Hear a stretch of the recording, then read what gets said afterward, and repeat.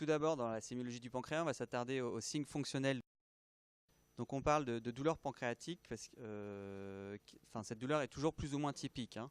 Il y a des tableaux qui sont très francs, très brutaux et qui sont très parlants, et puis parfois on peut avoir des tableaux un peu abâtardis. Cette douleur pancréatique que je vais vous décrire là, c'est la douleur la plus fréquente, c'est la symptomatologie la plus fréquente des affections pancréatiques. Donc la douleur typique, c'est celle qu'il faut retenir. Elle est typiquement de siège épigastrique, à une irradiation postérieure transfixiante, c'est-à-dire qu'elle va irradier dans le dos d'avant en arrière, et elle peut avoir une irradiation en hémiceinture, c'est-à-dire qu'elle va irradier dans les hypochondres droits, typiquement, ou dans l'hypochondre gauche. Donc en hémiceinture, ça part de l'épigastre, et ça fait une hémiceinture. Cette douleur, elle a un début qui peut être brutal ou très rapidement progressive. L'intensité de cette douleur est typiquement elle est très forte, hein. Même si parfois ça peut être, comme je vous le disais, un tableau un peu abâtardi, ça va être une simple gêne, une pesanteur épigastrique, mais les patients qui ont une douleur pancréatique, c'est vraiment des douleurs très intenses. Généralement ils sont pliés en deux de douleur, hein. La durée, la rythmicité de cette douleur, c'est une évolution continue, hein. Dans le cas de la pancréatite aiguë, et quand on a une pancréatite chronique, on peut avoir des douleurs récidivantes. On verra pourquoi ces douleurs sont récidivantes. Pour les facteurs déclenchants ou aggravant la douleur pancréatique, toujours dans les signes fonctionnels, c'est la prise alimentaire, un repas riche en graisse, en lipides, ou des repas fortement alcoolisés peuvent majorer les douleurs pancréatiques. Les facteurs de soulagement, un patient qui a une douleur pancréatique, pour se soulager, vous allez le voir, il sera plié en deux en avant et c'est ce qui va le soulager, modérément. Il sera en position en chien de fusil. C'est l'appellation. Les symptômes qui peuvent être associés, un patient qui a de fortes douleurs au niveau du ventre, il peut avoir des nausées, des vomissements, avec une intolérance alimentaire, c'est-à-dire qu'il ne va plus du tout réussir à s'alimenter. Tout ce qui va passer par la bouche va être systématiquement vomi. Et on parle d'intolérance alimentaire absolue.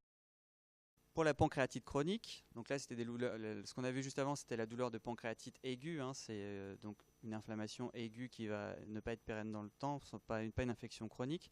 Alors contrairement à la pancréatite chronique, les douleurs sont essentiellement dues aux calculs qui vont se former. Du fait de l'affection chronique du pancréas, il va y avoir des calculs qui vont se mettre en place dans les canaux secondaires et qui vont venir boucher le canal principal. Et c'est quand le canal principal est bouché ou les canaux secondaires sont bouchés, il y a des phénomènes d'hyperpression qui vont se mettre en place dans les canaux pancréatiques, et ces phénomènes d'hyperpression vont être responsables de douleurs abdominales assez importantes.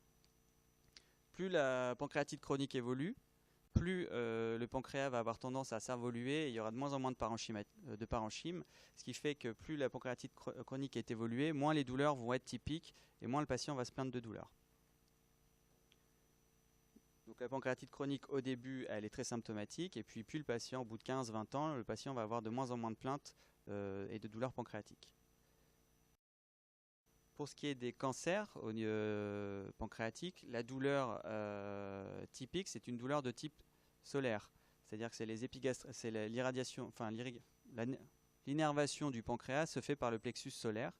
Et quand on a une tumeur du pancréas, essentiellement au niveau du corps et de la queue, on va avoir des douleurs de type solaire. Donc c'est les douleurs un petit peu qu'on a décrites, hein, c'est les douleurs épigastriques, transfixiantes, irradiant en hémiceinture. Mais c'est essentiellement pour les localisations corporéo-caudales des tumeurs. Pour les tumeurs de la tête du pancréas, on a moins ce type de douleur.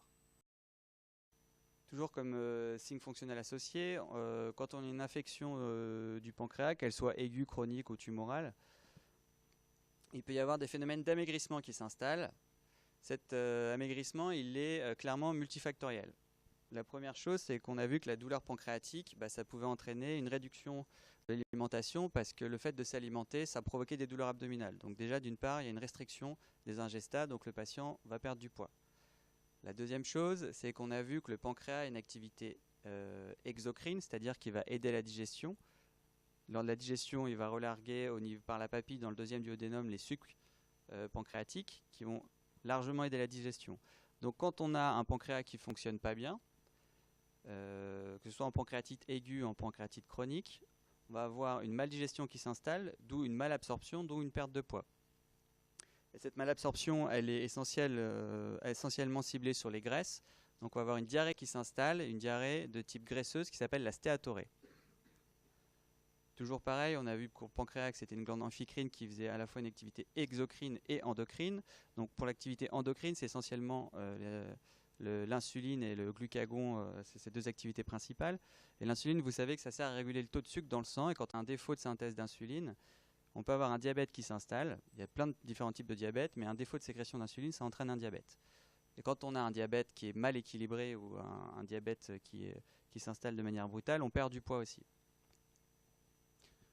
Voilà. Et enfin, dans les affections pancréatiques malignes, le fait d'avoir un processus tumoral qui se développe, ça entraîne aussi un amaigrissement pour des raisons multiples et variées. Donc pour toute cette raison, on peut avoir un amaigrissement qui s'installe.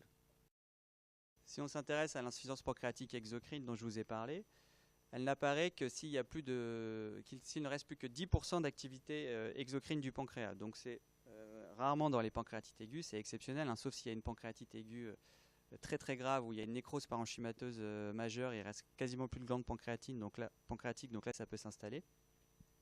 Donc comme je vous l'ai dit, c'est une maldigestion, il n'y a plus de sucre pancréatique en quantité suffisante qui est excrété dans les intestins, donc il y a un défaut d'absorption des graisses.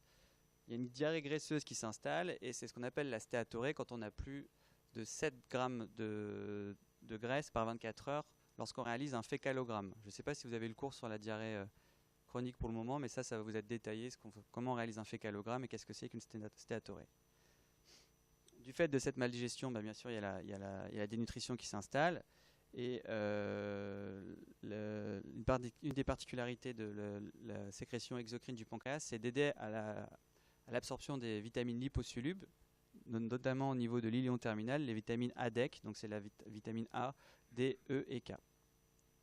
Et bien sûr, quand on a un défaut d'absorption des graisses, ça peut entraîner des ballonnements, des flatulences, des gaz, une fermentation excessive.